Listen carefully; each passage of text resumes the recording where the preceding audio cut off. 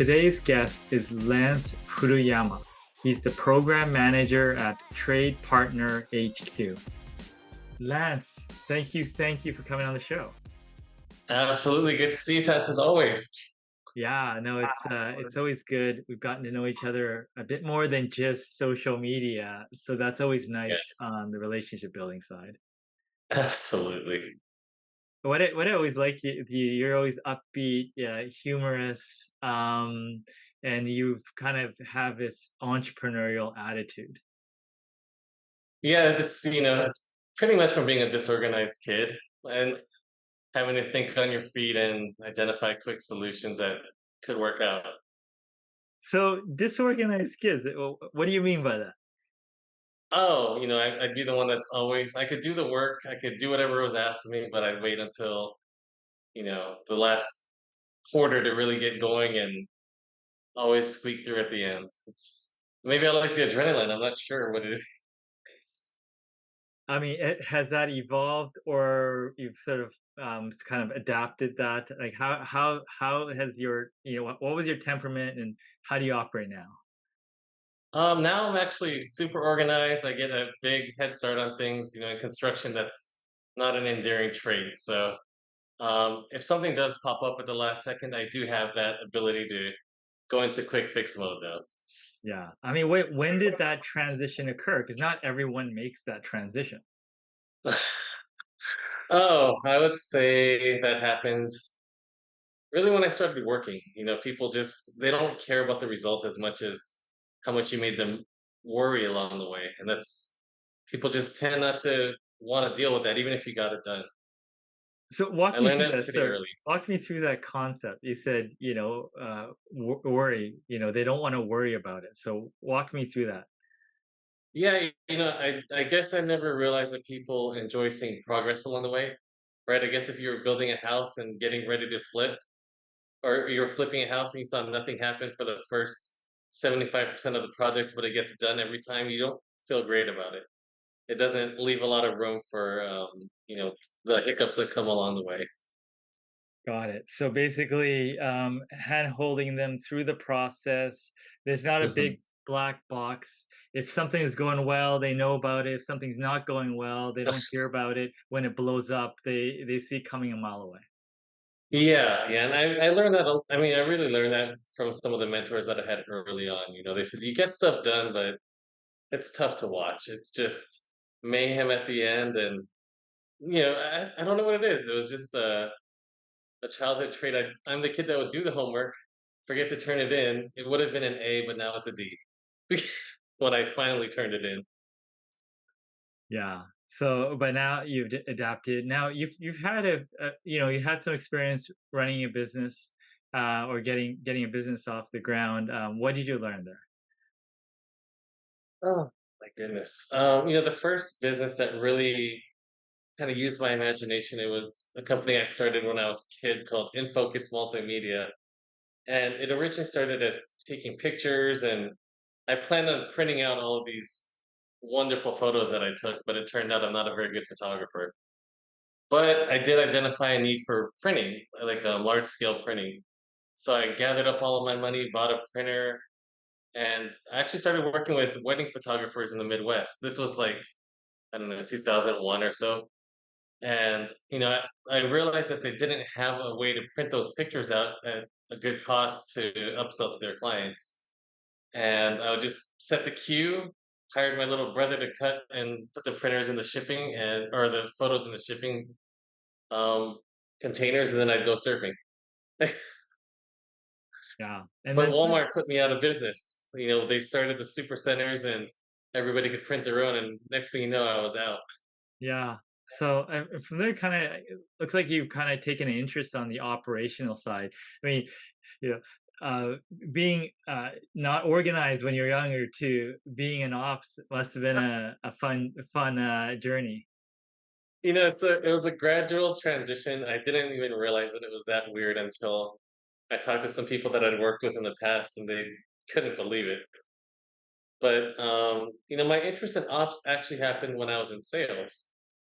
I worked at a computer training center, and to make it cost effective and make it make sense for the business, you had to have at least half the class full, right? So I noticed that we had a weird class schedule, and I'd sell, people into the class, but they'd always get canceled, and it would get snagged up in operations. So I said, well, let me figure out this operations thing so I can sell something. Yeah, that makes sense. So I basically, if you're a salesperson, right, being disorganized or not aware about operations is a disadvantage. It is. It is. It's you can just accept it for what it is, or you can say, how can I help with the operations? Do we cut the class schedule in half and fill everything up, and then add classes as needed, or do we just keep going down this path of disappointed salespeople and disappointed clients? I mean, people I took it very serious when somebody would schedule training because you have to get time off, you have to get coverage, and to hear a week out that it's canceled is just not great business. Yeah. Now, from there, I think your roles more encompass both sides, operations and business and dev and sales. Is that correct?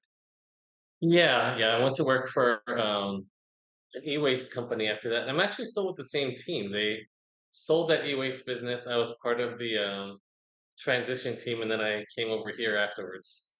So did you pull them over? Is that what happened?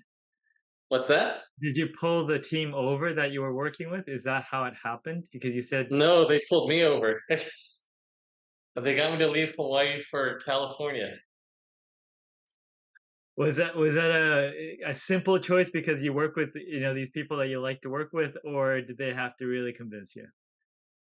No, no, I really enjoyed it. I mean, I think I wanted more of a challenge, and they were kind of getting into this space of equipment salvage and data center work, and that's been really interesting to me. So, I mean, e-waste was fun. You learned a lot at that time, but it's really just scaling up your solution, right? You can't really create. You're just working on the same process and trying to improve it. Yeah, because there's only so much stuff coming in, right? Yeah. Now, well, the people that don't understand the salvage, the stuff that you're doing, or the stuff that you're looking at, what are the fundamentals there of the business? The fundamentals there really come down to working with your partners, whether it's another trade, whether it's the general contractor or the owner of the project. It's just communication, making sure that you're cognizant and considerate of everybody's schedule, right? I think considerate's the big thing because you can be aware, but if you don't really take that into consideration, it's for naught. Yeah, give me an example of how these considerations come together in that process. Okay, well, like if we know that, if I'm walking down and I see on the schedule that you have a drywall and paint guy coming through, but I know that I have to tear that wall out to get a piece of equipment out, and I see that our schedules aren't lined up right, it's my job to bring it to the general contractor's attention because that's just going to be a rework that's billed back to the client, and it's unnecessary. Yeah, for sure. Now, you talked to me earlier about some of this pre-qualification stuff that you're referring to. You said that unless you do it, you don't know what it is. Walk me through what that is. Yeah, so pre-qualification is a process that's put in place to make sure that a subcontractor is in a good financial position to be doing work with you. You don't want them going bankrupt in the middle of a project, and also checking their safety ratings to make sure that they're in alignment with your core values. I mean, everybody talks about safety, but if you're letting out somebody on site that has a terrible safety rating and a terrible record, I mean, that's really on you, right? You want to protect everybody that's there and get them home safe. Yeah, and what is the challenge of this process? Because this sounds like this there could just be a checklist somewhere that people go by. What do you find is the challenge that or the problem you're trying to solve here? Yeah, so the problem is that a lot of it is done online through different portals that are completely outsourced, but the client or the general contractor chooses the fields and documents that are required. And it's more of a mindset shift that I'm trying to put people through. It's You don't just put it in and hope for the best and go a year later, oh wait, we never got pre-qualified. You have to have a process to follow up with it, and once you're pre-qualified, how to get the word out that this is what we do and we're now in your system. I think that's people look at it as the process when you're just putting in the data, but that's really just that's a part of the process, Yeah, and there's nobody there to guide you. it sounds like there's a connection between operations and sales and marketing there, getting the word out. Yeah, and the thing is, the systems a lot of times don't prompt you to tell you that you're missing a piece of information or that they want an updated copy of something. So, if this document here needs to be no more than 30 days old, and then you put it in the system, and that document's good, but they're asking for something else. While you're looking for that, this is expiring. So I said, it's It's like, oh, go ahead. Yeah, it's part of the challenge that these processes for different companies not the same. Yeah, they're very similar, but not the same. I mean, some contractors just want a W-9 and some references, and you're good to go. But I'm finding that to be the exception rather than the norm.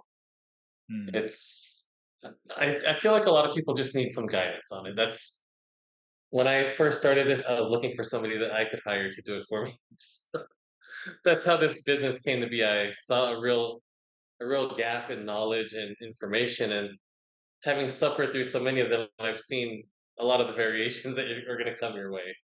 Yeah, I mean, you've seen a lot of these things that happen in the construction area. What are the other gaps and problems that you encounter personally, or others encounter within the construction industry? I think a lot of it is communication that needs to take place, and I think people are trying to throw software or methodologies at it, but it really comes down to just sitting down at a table and talking to somebody. I mean, the more tech we throw at stuff, and tech is great. I'm a big fan of construction tech, but if you just keep throwing it in place of actually communicating with people, the problem's only going to get worse. Yeah. What are the companies or people that you've seen do this the best? What are the examples? Some of the companies I've seen do it best are like XL Construction here in the Bay Area, Level 10 Construction as well. I mean, their project managers and superintendents are accessible. I mean, you call them and you'll get a call back within a couple of hours, which is huge instead of just playing RFI tag. Like, I feel like everybody's so busy trying to cover their butts that they're just, instead of actually solving the problem, they'd rather just send an RFI to show somebody that they did it. That doesn't help. I mean, especially when it's an urgent matter, right? Just pick up the phone. Yeah. So if a company, hears about this, they realize that they have a challenge with this, it's one of the leaders. What would your process be to get them on the right path? What would be your sort of game plan to get everyone on the same page? Are you talking in regards to communication or? Yeah, communication, like, communication is a big thing, right? But Mhm. how would you, like you said, these companies are the ones that are doing it right. How do you get there? If you're not there and you realize that the communication is a problem in your organization, what would be your game plan on getting them moving in the right direction? I think I don't want to say face-to-face meetings because that gets people all worked up, but I really do think that having individual conversations matter, right? Like, instead of just sending an email to 44 people from your office, drive out there, take a look at the project and really see what the defect is or what the issue is, and try to solve it and then recap it in an email rather than trying to play hot potato that way. I think that's the biggest difference. I see their PMs and superintendents really out there trying to help problem solve rather than just kicking the can down the road to somebody else. Yeah, so more of an intimate approach, go see what's Mhm. happening or have individual conversations, mainly because there's some people that are probably going to be on board quicker than others, I guess. Yeah, and it also opens things up to collaboration, right? I mean, if you tell everybody, let's try to figure this out and really brainstorm and come up with something, I don't think people love brainstorming in group emails because that could just come back to be pie on your face. I think it's better for everybody to look at it and come up with a collaborative idea that you can kind of stress test as you talk it through. It's better, it's easier to just toss general ideas around, in conversation than on an email, right? In written form. Yeah, like when I've thrown some ideas out there that weren't the best, but it's more of a laugh in person. But on email, that would just be terrible. I mean, Yeah. I mean, some of the ideas that sound silly could spark another idea that is worth pursuing, right? yeah. The funny thing is, a lot of times, like we're moving heavy industrial equipment, and you might have a painter that comes by and said, "Hey, on this other project, I saw these other guys do this," and we're like, "Oh, never would have crossed my mind to pair up the equipment that way." But so nobody would have thought to ask a painter, but he was on site when he saw it happen elsewhere. So there's information all around you.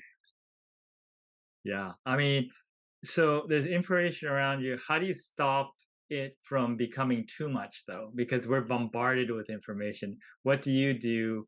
Where do you get your information, and how do you make stop it from getting, too much? I try and limit my sources. I used to subscribe to every newsletter and every possible thing that I could get my hands on, but like you're saying, really started to just become static in my brain. But yeah, I think limiting the sources, unless it's something that's, I do like listening to podcasts and reading articles on things outside of this industry, just because you're getting a lot of the same information recycled and reframed. So I'd rather get some new stuff in there and see if I can apply it somehow. What are some new things that help you jog? Because even if you try to look at new things, sometimes some of the software and the feeds like to kind of put you in a bubble. Oh yeah, I just get out of the bubble. I just go to different sources completely. I What don't have been even. some examples of things you just found, like, that's inspired other things? Like, what is outside the bubble for you? So outside of the bubble for me is lean manufacturing, logistics, trucking. Like trucking's always been interesting to me because that is a factor in our work, right? We have to move the equipment, but they're also a very fragmented industry that's still trying to figure out how to pull things together, right? I mean, a lot of them are taking terrible like rates from brokers just because it's the norm. I'm like, why would you do that? I've talked to some truckers who, the load may have cost us $3,000 to move cross country, and that guy's taking home 1,000 after with his gas and everything. And I'm like, why would you leave 2,000 on the table for somebody else? But they don't look at it as a business. A lot of them just look at it as independence from working for somebody else. But in a sense, you're still working for somebody else. You're working for the broker, right? So it's a problem that they have, and I have to just take that information and back out because if I dive too deep, it's not going to help me in any. So so the trucking area is interesting. Like so that's one of the challenges you see in the trucking industry, but what other things are interesting about it that maybe someone that hasn't jumped into it too much wouldn't know? I mean, I talked to a guy who he used to do like cross country hauls of just different things, right, with the flatbed. But then he ended up hearing about a contract to haul, was it base rock or it's a base rock or something like that, and he ended up getting his minority business enterprise certification, and then he latched on with a construction, like a heavy civil contractor that needed, minority business enterprise to meet their quota for their contract, and that guy got rich off of it. He became their sole source almost. He bought like 10 more trucks and just kept hauling for all of their contracts because that's a category where most people aren't picking up the MBE credit. You're usually getting it in final cleanup and demolition and those things, but that's a category that he had all to himself. Wow, that's great. I love hearing those stories. Is there any other kind of stories related to your background, or you've heard that you find, you go back to, or you remember something interesting? Ah, there's nothing in particular. It's all just kind of a soup of past information. I mean, I used to read a lot of like Inc. magazine, Entrepreneur, and all of that stuff. And a lot of those stories just kind of blend together. There's some that I do go back to every now and then. I mean, a lot of it was like burnout, mental health. I think one of them was like this CEO of Ariba Networks. I think his name was Dominic Orr, and it was just talking about how he was like a nonstop machine, and he had a. I think their culture was something like brutal honesty or something like that, and it wasn't. It wasn't in a. It was brutal. I think that's kind of the takeaway that I have from that. It was brutal, right? And that doesn't really lend itself to today's workforce. So the story is just someone had a culture of brutal honesty, and it helping that organization, or are you saying it's just not for every company? Yeah, well, he overworked himself. He had like a bad relationship with his family, his kids, and it all kind of came to a head where he ended up getting some coaching and some help and trying to change things around. But by then, the culture, had a life of its own, right? Just because he says, "Hey, we're gonna we're gonna try to be nicer to each other," it's that business was already had its own life. It's true. It's you set a precedence for certain things, and it just ingrains in everyone's thinking. Yeah, and then, the people that you hired are built for that profile, so they're not all of a sudden going to say, "Hey guys, let's all collaborate together." They're like, "No, that's my sale. I need to focus on this. Forget what you're talking about." Yeah, for sure. Makes sense. What other what are what else are you curious about? Um, I'm really big lately on people just taking the first step towards something. Like I've been pretty cautious most of my adult life as far as like I get ideas almost to a launch and then I just pull out. Like I don't have time or I just what if I fail? And that's really been such a limiting belief, right? Because I've seen a lot of the ideas that I had come up on the market later, and I'm like, if only you had the courage to do it. I realize it's not courage; it's just having not being afraid of failure. Like now, my fear of missing out is bigger than my fear of failure.